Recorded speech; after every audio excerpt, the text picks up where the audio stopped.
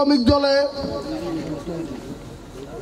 এই কমিটিতে পদ পদবীতে ইচ্ছুক তাদের দৃষ্টি আকর্ষণ করে বলছি, এবং আমি শ্রমিকদের দৃষ্টি আকর্ষণ করে বলছি, আপনারা শুধু আমাদের লক্ষ্য একটা, আমাদের 31 দফা বাস্তবায়ন করা।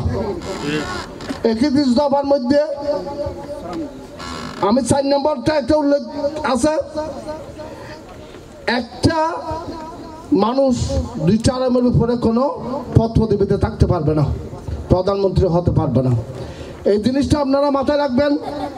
আর শ্রমিকদের জন্য যে 16 অনুচ্ছেদে যে কথাটা বলেছেন, মুদ্রাস্ফীতির আলোকে শ্রমিকদের ন্যায্য মজুরি নিশ্চিত করা হবে, শিশু শ্রম বন্ধ করে তাদের জীবন বিকাশের উপযোগী পরিবেশ ব্যবস্থা নিশ্চিত করা হবে, নিরাপদ কর্ম পরিবেশ ও গণতান্ত্রিক ট্রেড ইউনিয়ন অধিকার নিশ্চিত করা হবে, পাটকল, বস্ত্রকল, চিনিকল সহ বন্ধ শিল্প কারখানা পুনরায় চালুর উদ্যোগ নেওয়া হবে, প্রবাসী শ্রমিকদের জীবন মর্যাদা ও কর্মের নিরাপত্তা এবং দেশে বিমানবন্দর সহ সকল ক্ষেত্রে হয়রানি মুক্ত সেবা প্রাপ্তি ভোটাধিকার নিশ্চিত করার ব্যবস্থা করা হবে, চা বাগান, বস্তি, চরাঞ্চল, হাওর বাউর, মঙ্গাপীড়িত উপকূলীয় অঞ্চলের বৈষম্য দূরীকরণ ও সুষম উন্নয়নে বিশেষ কর্মসূচি গ্রহণ ও বাস্তবায়ন করা হবে।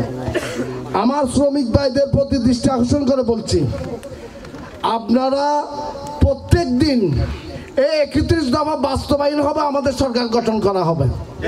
এর মূল ভিত্তিতেই আমাদের সরকারের মূল উদ্দেশ্য।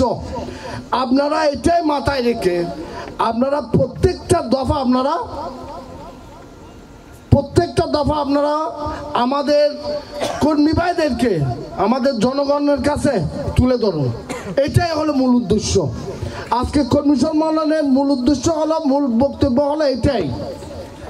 আমার আবারও বলছি, আপনাদেরকে যারা এই 3 নম্বর ওয়ার্ড শ্রমিক দলে পদ পদবীতে ইচ্ছুক এবং পদ পদবীতে অংশগ্রহণ করেছেন, যারা কমিটিতে এসেছেন, আমি তাদের দৃষ্টি আকর্ষণ করে বলছি, আপনাদের শুধু পদ পদবী নিয়ে ঘরে বসে থেকে পদ পদবীর অমর্যাদা করবেন না। আপনারা যারা পদ পদবী পেয়েছেন তাদের কাছে আমার আকুল আবেদন, আপনারা আপনাদের যে দফাগুলো, এই দফাগুলো জনগণের কাছে পৌঁছে দেওয়া হলো আপনাদের একমাত্র দায়িত্ব এবং কর্তব্য। আপনারা এটাই মাথায় রেখে কাজ করবেন। আমি আপনাদেরকে একটা কথা বলতে চাই, আজকে আমার মামুন ভাই গতকাল 16 বছরে 4 লক্ষের মধ্যে 16 বছর 17 লক্ষ হাজার কোটি টাকা যেখানে পাচার করে নিয়ে গেছেন। আপনারা চিন্তা করেন, একটা এত বড় পদ্মা সেতু তৈরি করতে খরচ করেছিল 10,162 কোটি টাকা, আর চিন্তা করেন 17 লক্ষ কোটি টাকা ওনারা পাচার করেছেন। এরকম কতটা লক্ষ পদ্মা সেতু হতে পারত। আপনারা আওয়ামী লীগের এই চোরদেরকে বিতাড়িত করুন, তাদের সঙ্গ থেকে দূরে থাকুন। আমাদের গত কিছুদিন আগে রিজভী সাহেব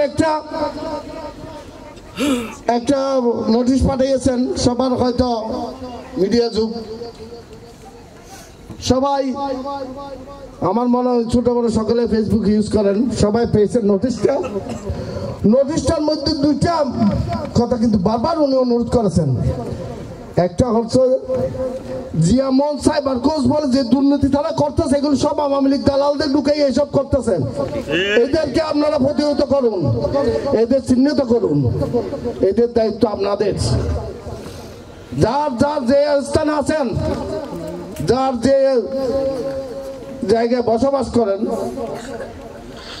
তারা এই সমস্ত দুষ্কৃতীদের প্রতিহত করার দায়িত্ব এদের, পালন করার কর্তব্য এদের।